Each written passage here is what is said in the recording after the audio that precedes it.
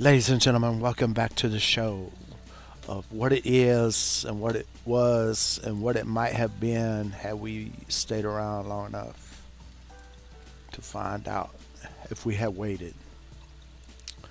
All right. And one of the reasons I'm back here is because I just wanted to have these two files with a complete run through of the Wikipedia Hanford Nuclear Reservation article, which is what we're reading today. So this stream is really going to be primarily about that as I am repairing my daughter's computer here.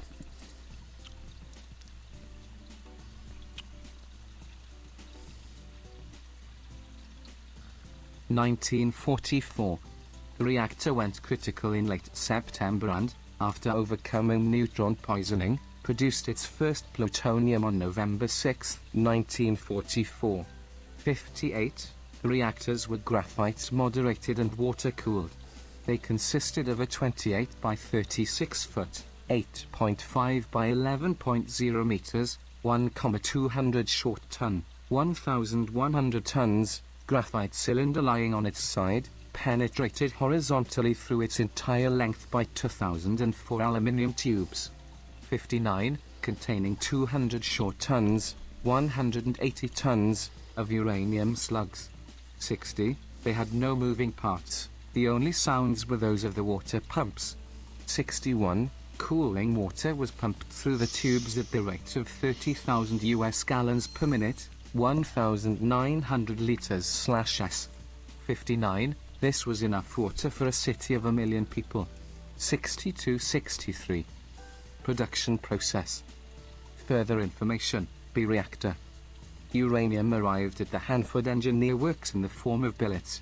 In the metal fabrication and testing, 500, area they were extruded into rods and machined into cylindrical pieces, 1.569 inches, 3.99 centimeters, in diameter and 8 inches, 20 centimeters, long, known as slugs. The initial charge of the 3 reactors required more than 20,000 billets, and another 2,000 were needed each month. Uranium was highly reactive with water, so to protect them from corrosion by the cooling water they were canned in aluminium a molten bath of copper tin alloy, and the cap was arc welded on. A defective can could burst and jam in the reactor, stop the flow of cooling water, and force a complete shutdown of the reactor, so the canning process had to be precise. 64-65. Workers lay the graphite neutron moderator of B reactor during construction. Irradiated fuel slugs were transported by rail to huge remotely operated chemical separation plants about 10 miles, 16 kilometers, away on a special railroad car operated by remote control. 66. The separation buildings were massive windowless concrete structures, 800 feet, 240 meters, long, 80 feet, 24 meters, high and 65 feet, 20 meters, wide, with concrete walls 3 to 5 feet, 0.91 to 1.52 meters, thick. Inside the buildings were canyons and galleries where a series of chemical processing steps separated the small amount of plutonium from the remaining uranium and fission products. 67-68. Items were moved about with a 60-foot, 18 meters, long overhead crane. Once they began processing irradiated slugs, the machinery became so radioactive that it would be unsafe for humans ever to come in contact with it, so the engineers devised methods to allow for the replacement of components via remote control. 69. Periscopes and closed-circuit television gave the operator a view of the process. They assembled the equipment by remote control as if the area was already radioactive. 69. To receive the radioactive waste from the chemical separations process, there were tank farms consisting of 64 single-shell underground waste tanks. 70. The first batch of plutonium was refined in the 221T plant from December 26, 1944, to February 2, 1945, and delivered to the Los Alamos Laboratory in New Mexico on February 5, 1945. 71. Two identical reactors, D reactor and F reactor, came online on December 5, 1944, and February 15, 1945, respectively, and all three reactors were running at full power, 250 megawatts, by March 8, 1945. 72. By April, kilogram quantity shipments of plutonium were headed to Los Alamos. Road convoys replaced the trains in May, and in late July shipments began being dispatched by air from the airport at Hanford. 73. Production activities. The 220-40 plant under construction, showing the transfer pipes. Although the reactors could be shut down in 2.5 seconds, they would still generate heat due to the decay of fission products. It was therefore vital that the flow of water should not cease. 62-63, if the power failed, the steam pumps would automatically cut in and continue to deliver water at full capacity for long enough to allow an orderly shutdown. 74, this occurred on March 10, 1945, when a Japanese balloon bomb struck a high-tension line between Grand Coulee and Bonneville. This caused an electrical surge in the lines to the reactors. A scran was automatically initiated and the safety devices shut the reactors down. The bomb failed to explode and the transmission line was not badly damaged. 75-76. The Hanford Engineer Works was the only U.S. nuclear facility to come under enemy attack. 77. Hanford provided the plutonium for the bomb used in the 1945 Trinity nuclear test. 78. Throughout this period, the Manhattan Project maintained a top-secret classification. Fewer than 1% of Hanford's workers knew they were working on a nuclear weapons project. 79. Groves noted in his memoirs that we made certain that each member of the project thoroughly understood his part in the total effort. That, and nothing more. 80. The existence and purpose of Hanford was publicly revealed through press releases on August 7 and 9, 1945, after the bombing of Hiroshima but before Hanford. Plutonium in a Fat Man bomb was used in the bombing of Nagasaki on August 9. 81. Matthias was succeeded as area engineer by Colonel Frederick J. Clark in January 1946.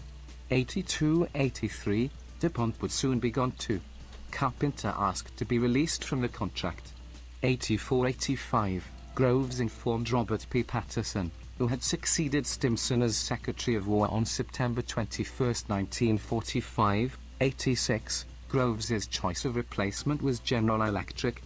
87, which took over operations at Hanford on September 1, 1946, and accepted a formal control on September 30.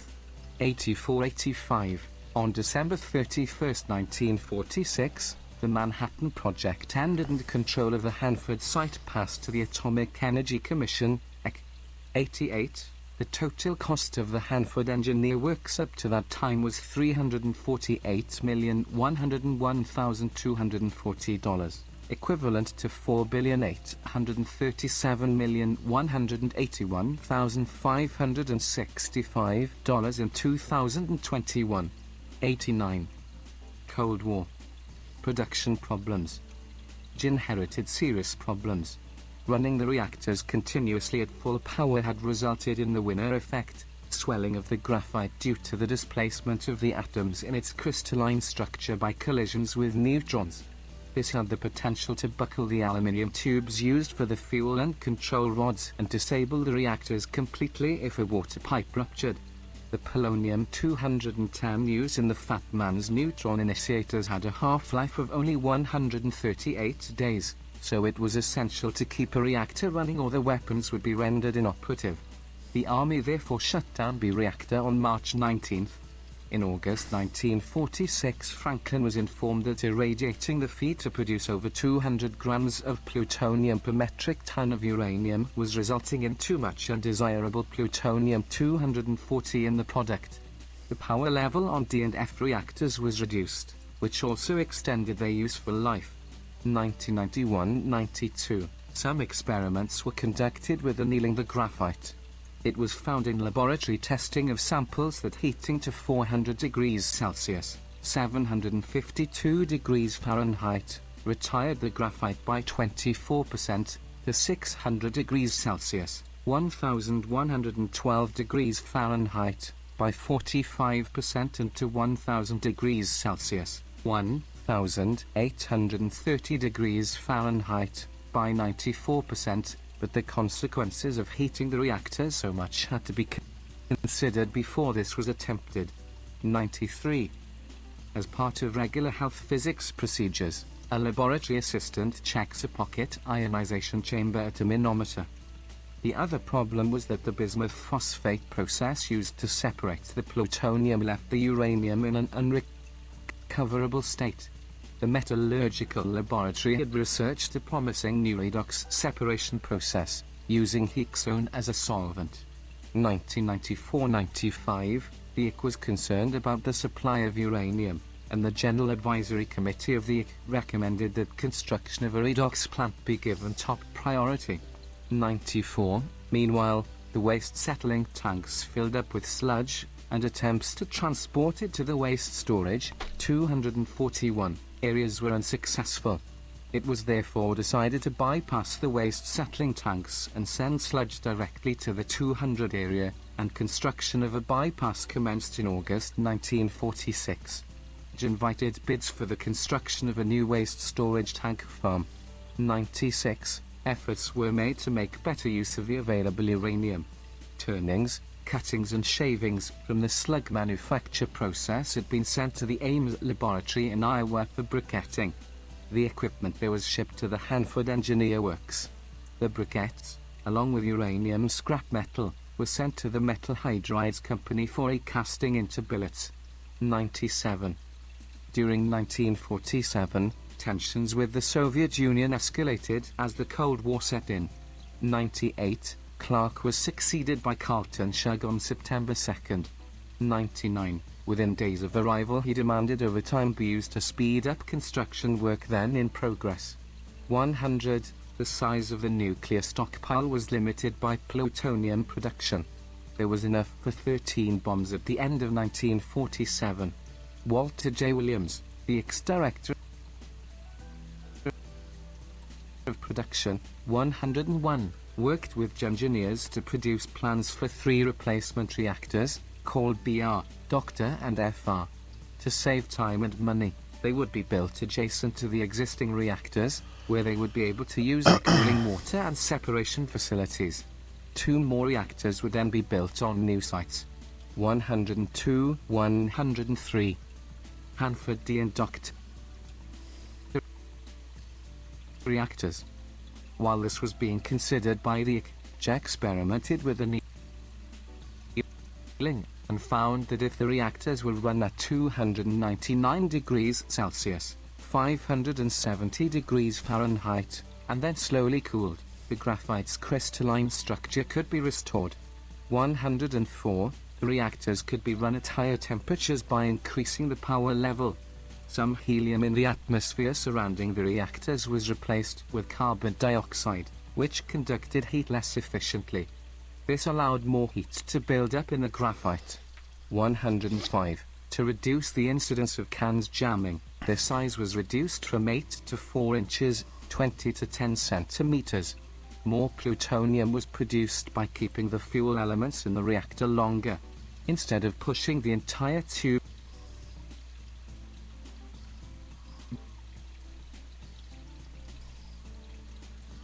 out. Half of it was allowing elements to spend time in parts of the reactor where the neutron flux was less dense. 106. The old reactors could now be run much longer.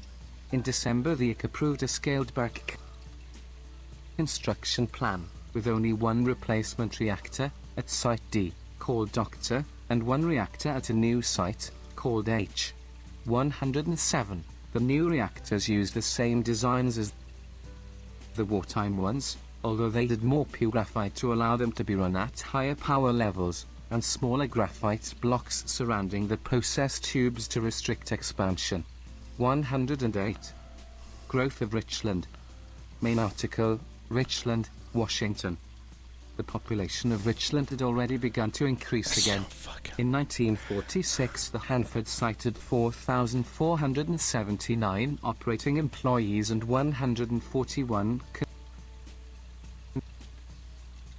construction workers.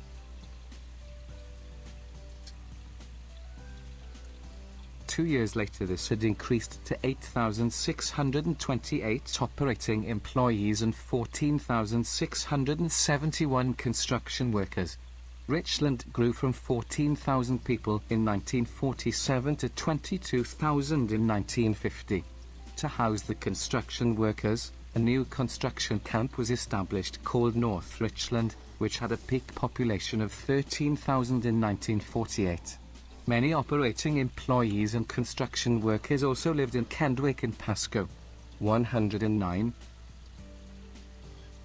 Shug arranged for barracks to be brought by barge down the Columbia River from the old Naval Air Station Pasco.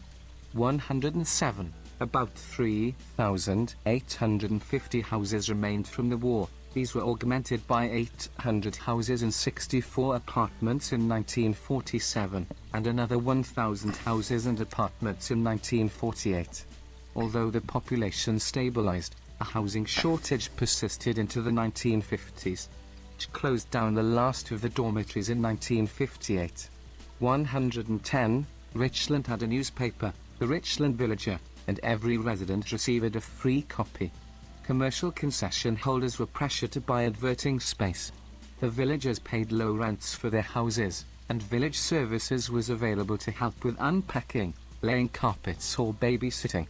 111 Atomic Frontier Days Parade in Richland in 1954. The townfolk of Richland appropriated the image of the pioneer. The adult population of Richland had an average education of 12.5 years, and 40% of the men had attended college, compared with 22% in the state of Washington as a whole, and the median annual family income in 1959 was $8,368, equivalent to $77,786 in 2021, compared with $6,000.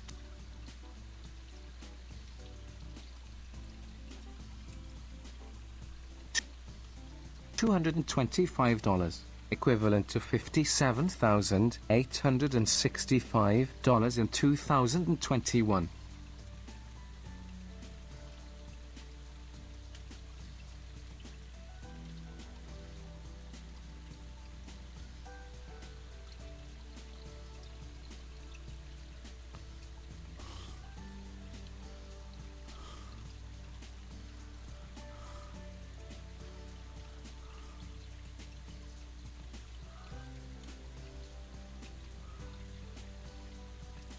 In 1950, 26% of American families had an annual income of less than the poverty line of $2,000, equivalent to $23,000 in 2021. In the nearby town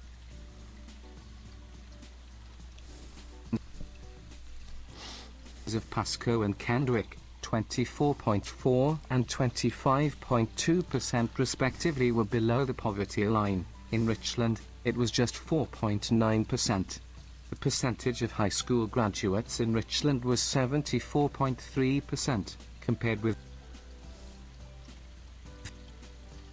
53.5 in Pasco and 54.6 in Kendwick. 112 women constituted a quarter of the workforce, and the number of working wives was much higher than the national average. 113. Although I'd like to present an image of a middle-class community, most of the Hanford site employees were working-class shift workers with high school education only. 114. There were few senior citizens in Richland. In 1947, the act still required retirees to give up their homes, but the birth rate in 1948 was 34 per 1,000, well above the national average of 20 per 1,000. This tapered off during the 1950s, but there remained a larger than usual number of school-aged children. 113. There were only 7 black people in Richland in 1950. This increased to 189 by 1960. when they accounted for 1.3% of the population. Only 2 black people worked for the IC at the Hanford site in 1951, less than a dozen were employed by JE, and about 250 by the construction contractors. The use of eating and recreational facilities by black people was discouraged, but not prohibited. Black people were even less welcome in Kendwick. There were only 4 living there in 1950 and 5 in 1960. 112, Kendwick was a sundown town where there was a curfew for black people. They congregated in Pasco, where 1,213 black people lived in a 5-acre, 2.0 hectares, ghetto on the town's eastern fringe. They had no sewerage or running water in 1948, because the town's leaders felt that the black community should provide the $5,000, equivalent to $56,392 in 2021, to pay for it. Black residents also did not qualify for Federal Housing Administration, FHA, loans. 115. Richland's new Uptown Shopping Center in 1951. Soon after taking over from the Army, the IC had contemplated the future of the communities of Richland, Oak Ridge and Los Alamos. The commissioners were eager to divest the IC of the burden of their management. In 1947, IC General Manager Carol L. Wilson commissioned Lyman S. Moore, the city manager of Portland, Maine, and an expert on municipal government, to produce a report on the management of the communities. He produced a roadmap to self-government. The first step was to overhaul the accounting system to produce comparable reports on housing, commercial operations, utilities and government. It would then be possible to move to changing market rates for rents, utilities and municipal services, and ultimately to establish self-government. There was scant enthusiasm for this in Richland, 116, 117, 118, but the United States was engaged in an ideological conflict with the Soviet Union over the superiority of the American way. 119, the IC's September 1950 appropriation called upon it to take steps to impose democratic government and free enterprise on the IC communities. 120. The first step was taken on October 1, 1953, when the IC increased the rents in Richland by 25% to bring them into line with those in neighboring communities. 121. In 1955 the town voted on disposal and incorporation. Both measures were overwhelmingly defeated. 122. Nonetheless, the JA Congress passed Public Law 221, which provided for the transfer of government property in Richland to the townsfolk. Thousands of people attended protest rallies and sent angry letters and petitions to Congress. Congressional hearings were held, and prices set by the FHA were reduced. People who had been dispossessed by the acquisition process during the war petitioned to be allowed to buy their property back, but they were ignored. By July 1958, 4,200 homes had been sold. After receiving assurances that the IC would continue to subsidize schools and municipal services through the 1960s, the citizens of Richland voted for incorporation, and the town became self-governing on December 12, 1958. 123. In 1960 Richland received an All-America City Award. 124. Camp Hanford. During the war the Hanford site was patrolled by a military police detachment which, as of June 1945, had 40 soldiers. In April 1947 they were replaced by security guards, who were issued with M8 Greyhound armored cars. The Army was concerned that U.S. plutonium production was centered at one vulnerable site. In March 1950, the 5th Anti-Aircraft Artillery Group arrived to provide air defenses, and established its headquarters in North Richland. The group consisted of 4 battalions, the 83rd, 501st, 518th, and 519th Anti-Aircraft Artillery Battalions, each of which had 4 batteries of 120mm anti-aircraft guns. Each battery had 4 guns, which were deployed in sandbagged revetments on a 20-acre, 8.1 hectares, site with wooden, prefabricated metal and containing barracks, latrines, mess halls, motor pools, radars and administrative facilities. 125. 126.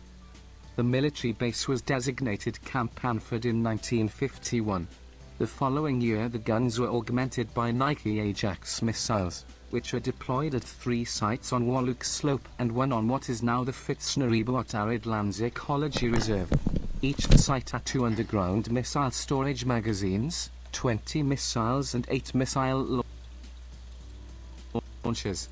The Nike Ajax missiles were later replaced with Nike Hercules missiles. The development of intercontinental ballistic missiles made the missiles obsolete, and Camp Hanford became an outpost of Fort Lewis on July 1, 1959. The missile batteries were disbanded in 1960, and Camp Hanford was closed on March 31, 1961. 125-126. Early expansion. Cold War tensions escalated in April 1948 with the Berlin airlift. Construction was underway on a new Dr. and H reactors, but the quickest way to increase production was to restart B reactor. This was authorized later that month. 127-128, Shug was recalled to Washington, D.C., to serve as the Deputy General Manager in August, and was succeeded by Frederick C. Schlemmer on September 16. In turn, he was succeeded by David F. Shaw on June 1, 1950. 127-99, Shaw was succeeded by James E. Travis in June 1955, and he remained a site's manager until June 1965. 129, it was also possible to improve productivity. Zirconium was added to the cans to stabilize them under higher exposures, and tests confirmed that they could withstand 3 times the exposure used in 1946 without rupture. In March 1950 it was authorized to run the reactors at 305 megawatts instead of 250. This cut the use of raw materials by half, and yielded 40% more plutonium per operating dollar. 130. Inside the Purex facility. The Soviet Union detonated its first atomic bomb on August 29, 1949. 131. The explosion was detected by a U.S. Air Force weather reconnaissance aircraft 4 days later. 132. In response, President Harry S. Truman authorized a crash program to develop the hydrogen bomb. Preliminary designs called for large amounts of tritium. 133. This could be produced in a reactor using target slugs loaded with lithium deuteride and fuel rods containing enriched uranium. 1 or more reactors would have to be set aside for tritium production. H reactor was chosen and started producing tritium in 1950. For the longer term, he decided to construct new reactors of a different design. What do I do? So you pick a party. What are you going to do? Using enriched uranium and heavy water as a moderator at a new site, which became the Savannah River. I'm traveling abroad. That means going to a different country. What are you going to do? The outbreak of the Want to see the sites? Korean War in September 1951. How much voodoo do my friends? Do I do to my friends? Do you know what voodoo is? To authorize a It's some magic spells. On January 23rd, 1951. Construction began in June. This is an The interesting new game. reactor was built in the B area and called C reactor. The same basic graphite moderated design was used, with improvements to give it a rated power of 750 megawatts. The new reactor became operational in November 1952. 135, He fell down. What are your friend fell down? What are you gonna do? On February 20, You gonna laugh at him? Ah, ha, ha, ha, ha. Truman authorized 2 more. Did he break something? Is that what you're worried about? Or you'll help him. You'll give him a Band-Aid. And was cited Provide first aid between the B and D areas. That's so They were known sweet, as yeah. jumbo reactors. The for their internet much is larger for size. They inspiration, still making use the same money, graphite moderator technology, but had and improvements to allow them to mean? operate at Make money. 1,800 megawatts. Each The used world is in peril. What do I do? 2,800 short tons, 2,500 tons of graphite, over 1,000 tons more than the 3 wartime reactors, and had concrete shields instead of steel and masonite. Go They had undercover more means feed tubes hide. and reduced spacing between them.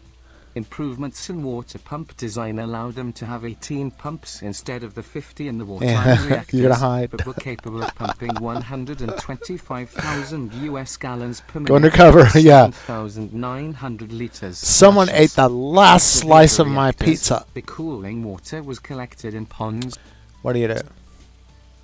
allowed to cool, and then tipped back into You're gonna the solve river. the mystery. An innovation was the heat from the cooling water was used to heat the workplaces.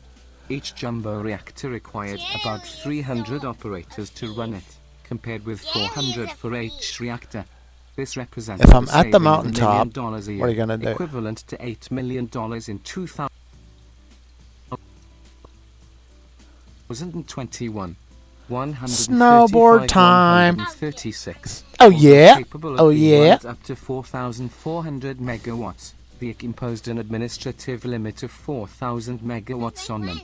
137. Since plutonium-239 has a half-life of 24,100 Now you might be able to change it to a girl years, if you want to. Chairman Gordon Sure. Dean calculated that sufficient plutonium would be produced by the mid-1960s.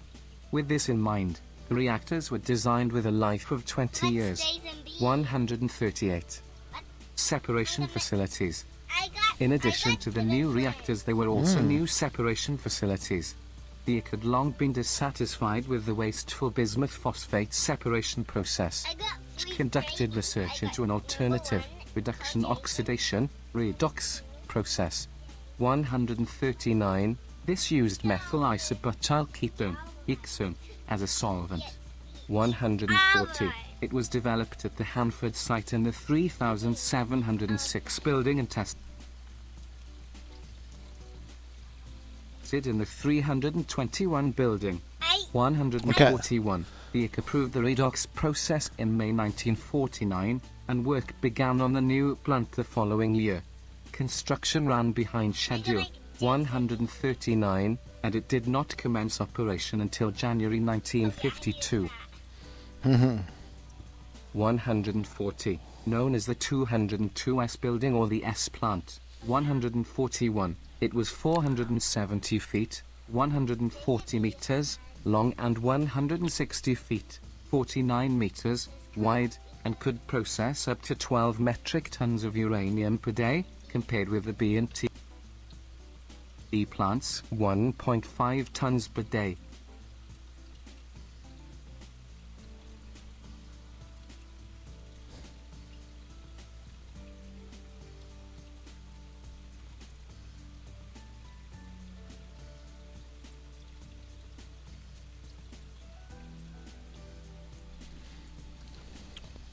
It also had the advantage of consolidating the separation activities in one building. 142. Unlike the bismuth phosphate process, it produced uranium as a byproduct. The low flash point of hexone meant that special precautions had to be taken against the possibility of an explosion. The hexone could not be reused as it was highly water-soluble and was unstable in nitric acid. Removing the uranium meant that the waste products were highly radioactive. 143. The facility operated until 1967 and processed approximately 22,400 metric tons of uranium fuel rods. 144. Hanford plutonium production. The U plant was modified to use the redox process to recover uranium from the wastes left over from the bismuth phosphate process. 145, but with a different solvent, tributyl phosphate. Because of the plant's layout, it could not use the tall columns and gravity flow that characterized the redox plant, so pulsed columns were used instead. The plutonium-uranium reduction extraction, PUREX, process was developed at Jes Knowles Laboratory. The PUREX plant, known as A plant or Building 202A, commenced operation in 1955. Like the U plant, it used pulsed columns and tributyl phosphate as a solvent. 146, 147. The plant was 1,000 feet, 300 meters, long, 400 feet, 120 meters, high and 52 feet, 16 meters, wide. The processing canyon contained 11 processing areas. It operated from 1956 to 1972, and again from 1983 to 1988, when it reprocessed spent fuel rods from the reactors, 148, and processed approximately 66,400 metric tons of uranium fuel rods. The B&T plants were shut down after it became operational in 1956, having processed 8,100 metric tons of fuel rods. 144. During the 1940s, the Hanford site dumped 400 curies, 15,000 gigabecquerels, into the Columbia River each day. This rose to 7,000 curies, 260,000 gigabecquerels, per day between 1951 and 1953, and peaked at 20,000 curies, 740,000 gigabecquerels, per day in 1959. 149. N reactor. The reactors had all been built for plutonium production, but with the Atomic Energy Act of 1954, the Eisenhower administration began shifting resources to nuclear power generation. By the late 1950s, the reactors built during the war were approaching retirement age, and in 1957 commenced planning to build a new reactor that would be clean, safe and efficient, and able to generate electric power as well as produce plutonium. Construction commenced in 1959, but the electric power features were not authorized until 1962, so while it was producing plutonium in 1964, electric power did not follow until 1966. 150. Experts debated whether nuclear power would be economically competitive with hydroelectric power, and Congress debated whether the government should be in the electricity generation business. On November 28, 1961, the Crichton Agreement with the Washington Public Power Supply System, WPPSS, for the latter to purchase its electricity. 151. An N reactor fuel rod. It consists of metallic uranium assemblies, two concentric cylinders with zirconium cladding, 66 centimeters, 26 in, long and 6 centimeters, 2.4 in diameter. The uranium enrichment is 1.25%. N reactor was destined to be the last of its kind, but also had many new features as a product of 1960s technology.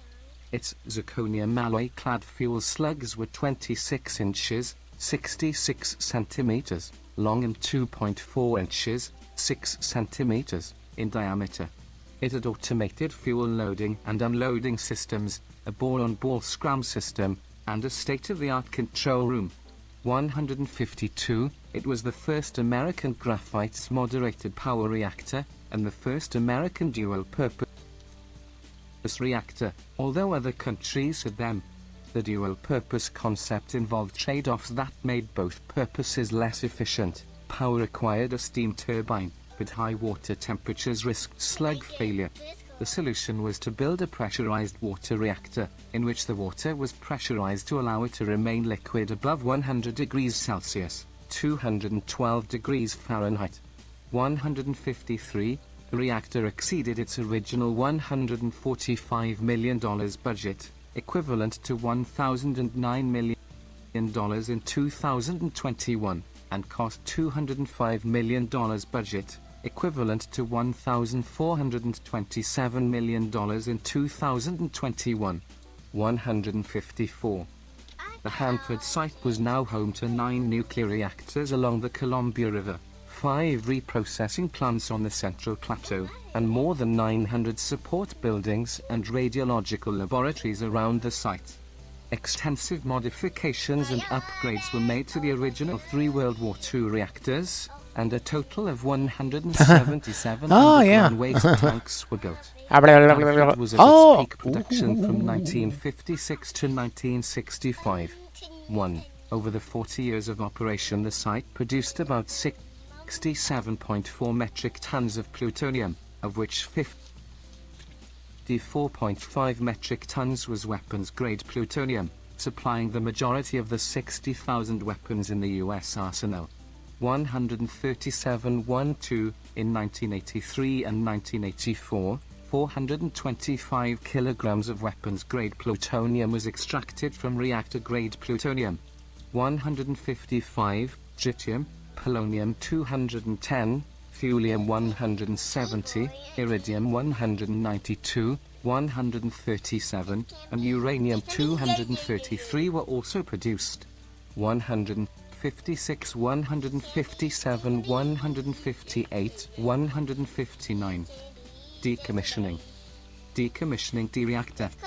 By 1963, the account estimated Wow. that it had sufficient plutonium for its needs for the foreseeable future, and planned to shut down the production reactors. To mitigate the economic impact, closures were carried out over a period of 6 years. The change of policy was not publicly announced. Instead, each round of closures was accompanied by a statement that production needs could be met by the remaining facilities.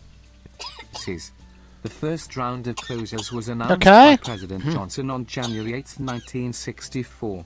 160 Drive H and F reactors were shut down in 1964. What happened? You know, something went down the wrong pipe? 1965. 161. Clear your throat like that. 1967, the announced that another reactor would be shut down. Feel better? This was D reactor, which Okay. was shut down on June 25, 1967. B reactor followed on February 12, careful. 1968. 161, 162. You want a pillow to raise you up your butt? 1969, Chairman Glenn Seaborg, under pressure Okay. Hold, you got to climb up on the pillow. from the newly elected Nixon administration Yeah, to so cut costs, there, is that better? announced that the 3 reactors built in the 1950s, You want it? C You want it even and higher? W, would be shut down Let me in get you some more pillows to 1969 put in your and butt. 1970. The redox and Purex facilities were placed on standby status in December 1967 and June 1972, respectively. Between 1967 and 1971, the number of workers employed at the Hanford site plummeted from 8,500 to 5,500. The incremental closures did nothing to reduce the public outcry. If anything, the reverse was the case. 161, 162, the was replaced by the Energy Research and Development Administration in 1974, and it in turn was succeeded by the DOE in 1977. The regulation and licensing of commercial reactors was devolved to the Nuclear Regulatory Commission, NRC. 163. The closures left only N reactor, which continued to operate as a dual-purpose reactor, providing power to the civilian electrical grid via the WPPSS. By 1966 it was producing 35% of the United States nuclear-generated electricity. Costs were lower than anticipated, allowing the WPPSS to retire $25 million budget, equivalent to $162 million in 2021, of the $122 million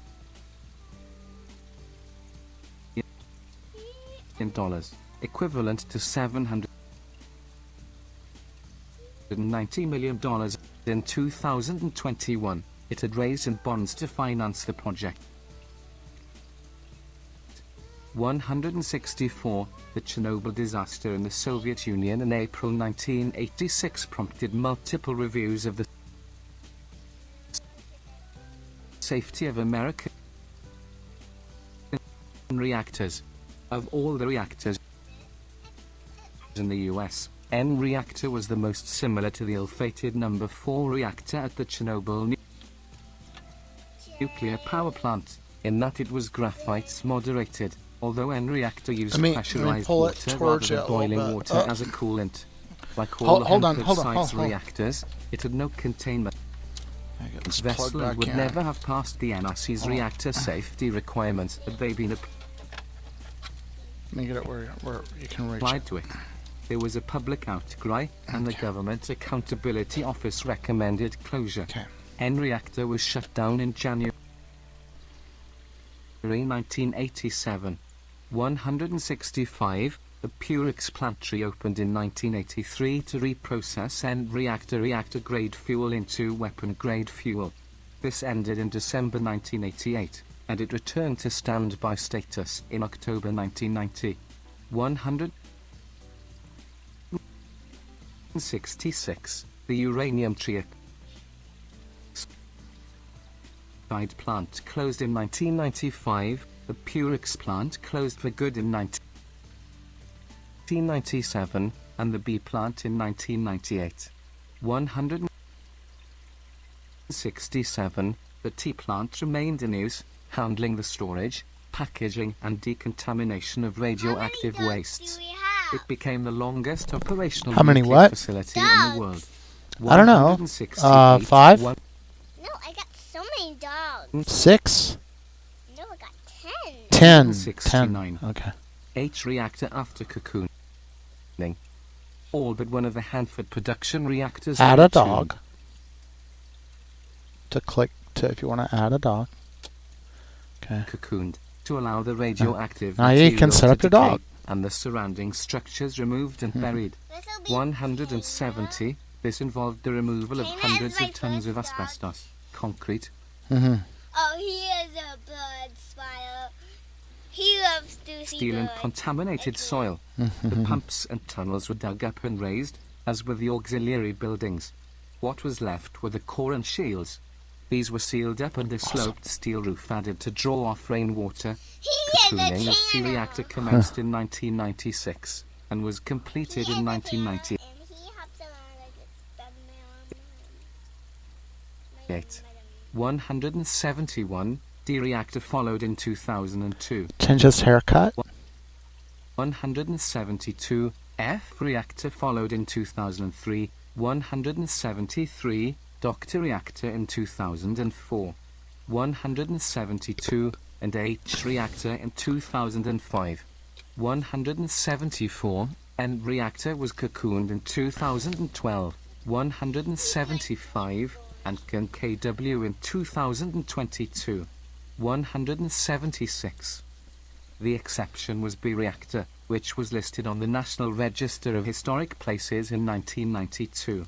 177. Some historians advocated converting it into a museum. 178. 179. It was designated a National Historic Landmark by the National Park Service on August 19, 2008. 180, 181, 182, and on November 10, 2015, it became part of the Manhattan Project National Historical Park alongside other sites at Oak Ridge and Los Alamos.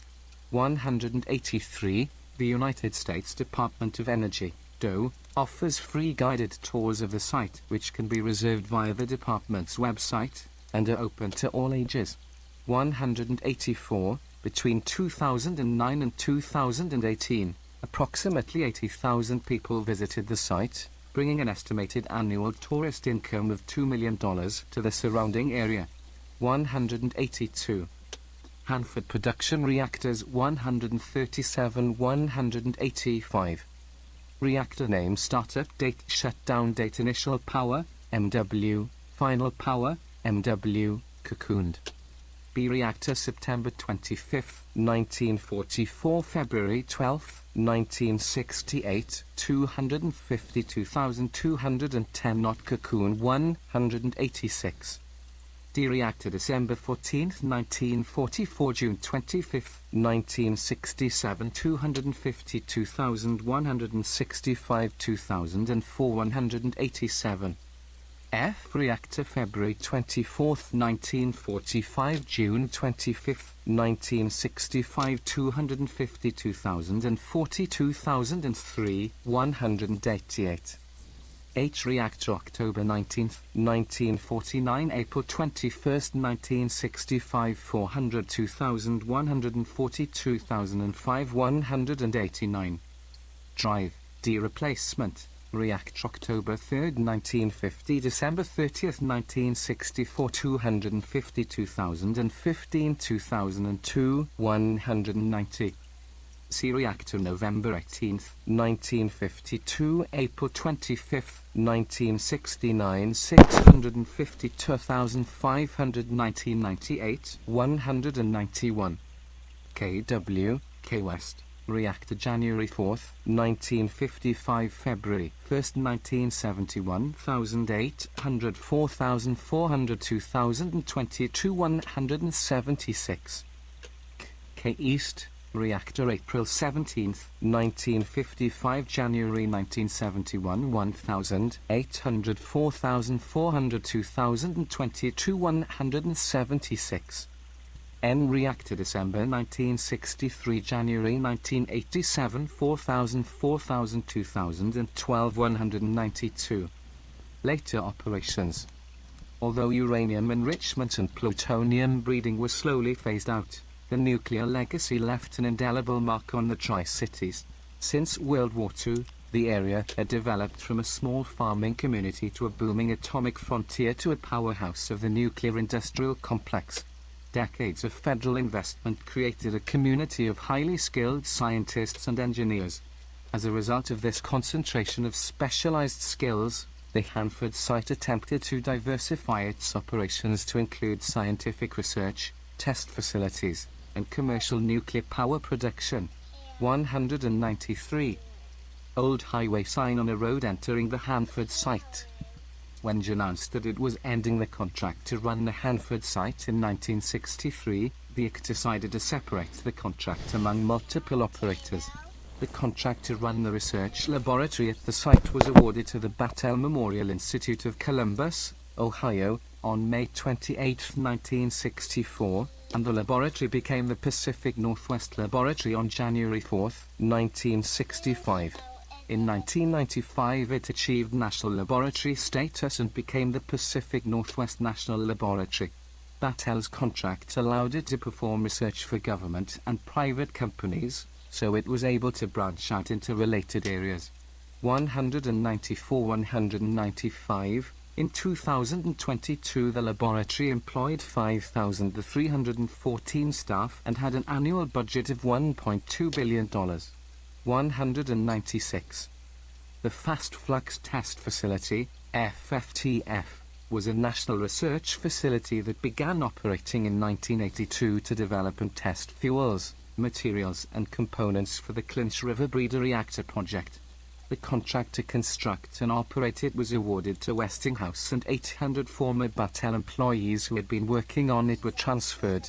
The Clinch River project was cancelled by Congress in 1983, but the FFTF continued to operate, generating plutonium-238 for nuclear power sources for NASA space missions and tritium for nuclear fusion research.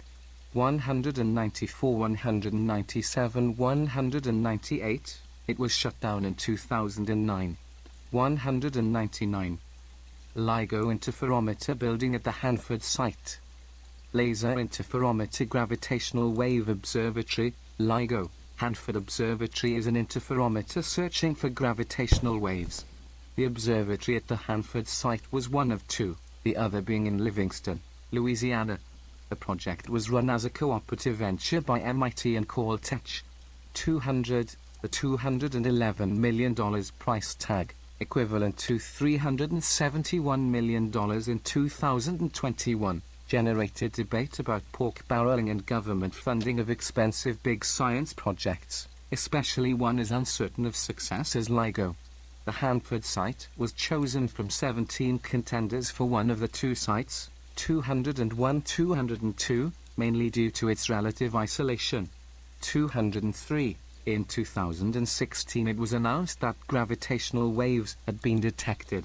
204, 205, 206, 207. In 2018 the American Physical Society, APS, designated the two LIGO observatories as APS historic sites. 208. The Columbia Generating Station is a 1,207 megawatts commercial nuclear power plant located on the Hanford site 10 miles, 16 kilometers, north of Richland and operated by Energy Northwest. 197-209, as the WPPSS has been known since 1998. Originally, 5 boiling water reactors were authorized in March 1973, but only one, WNP2, 197-210, was completed. It began producing power in May 1984. 211-212, the WNP-1 reactor was budgeted to cost $660 million in 1973, equivalent to $3,190 million in 2021, That's really cool. and be completed by 1980.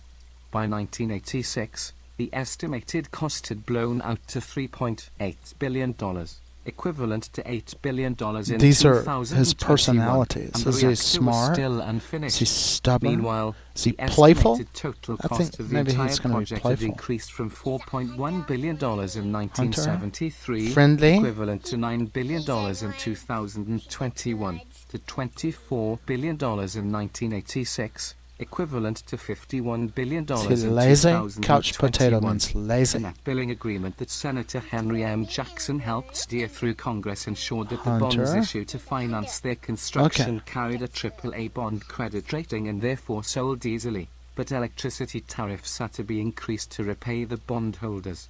213-214. Salmon spawning in the Hanford Reach near the H reactor. The Hanford Reach was preserved as the finest salmon breeding ground in the Pacific Northwest. The end of plutonium production at the Hanford site meant that it no longer required the areas around the old production sites. On June 9, 2000, President Bill Clinton designated almost can add a new 200,000 sound if hectares, you want. 490,000 acres, of the Hanford site as a national monument. The Hanford Reach National Monument is managed by the United States Girl. Fish and Wildlife Service under an agreement with the DOE.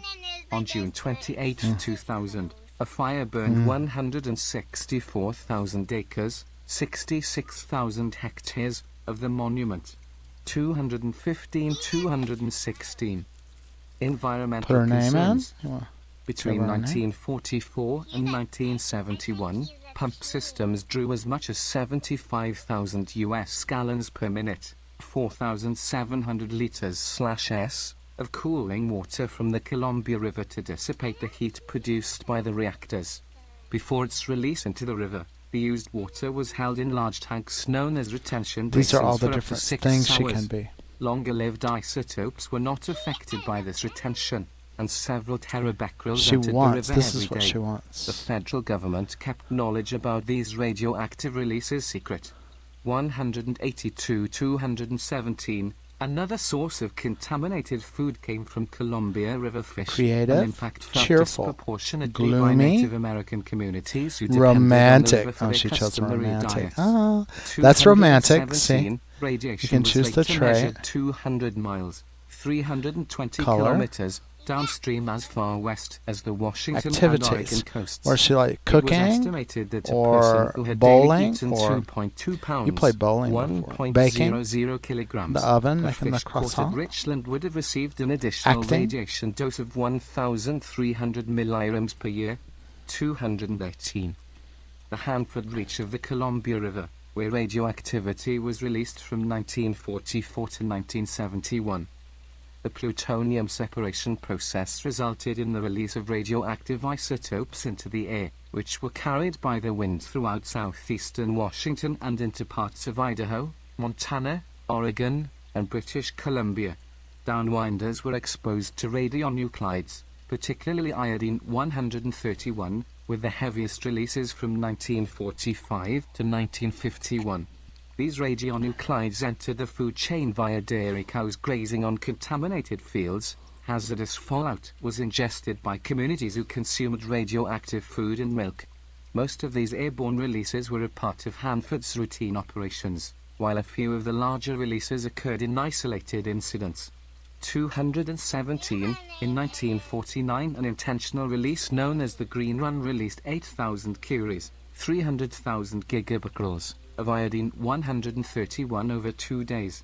219. Lily? A U.S. government report released in 1992 estimated that 685,000 curies, 25,300,000 gigabecquerels, of iodine-131 had been released into the river and air from the Hanford sites between 1944 and 1947.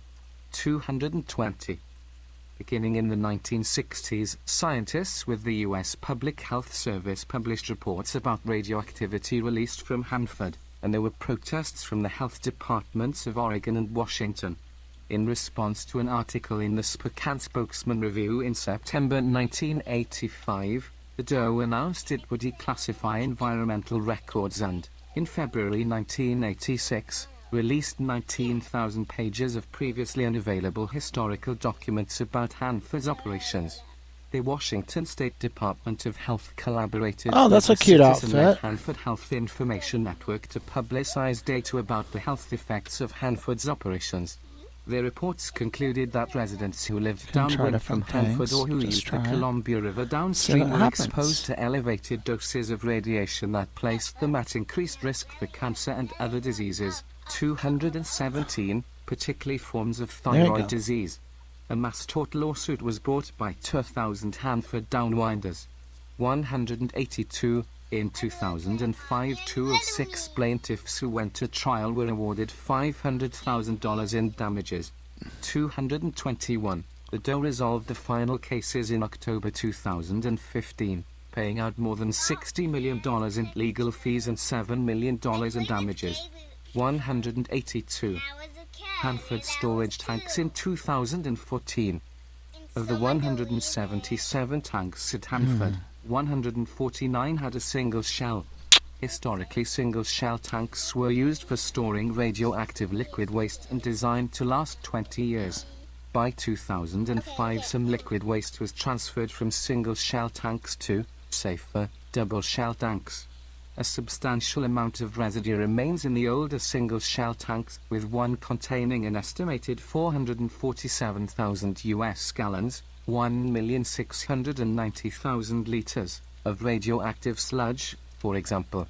It is believed that up to 6 of these empty tanks are leaking. Okay, go 2 ahead. tanks were reportedly leaking 300 US gallons, What did I do? 1,100 liters, per year each, while the remaining 4 I'm tanks so- were I'm each sorry. leaking 15 US Click gallons. it again. Click it 57 again. Maybe it'll go liters back per to year. where it was. 222. What? I don't know what I did. I 223. was just trying In to help. February 2013, Washington Governor There. J.N. See, it's back. announced that It's the back. tanks You can storing change it. radioactive waste at the site had been leaking liquids on average of 150 to 300 US gallons, 570 to 1,140 liters per year. He said that though the leak posed no immediate health risk to the public, it should not be an excuse for not doing anything. 224. On February 22, 2013, he stated that 6 Please- more please tanks don't do were that. leaking. 225. Let me just turn off Occupational what's health going on here. concerns. While major releases of radioactive material ended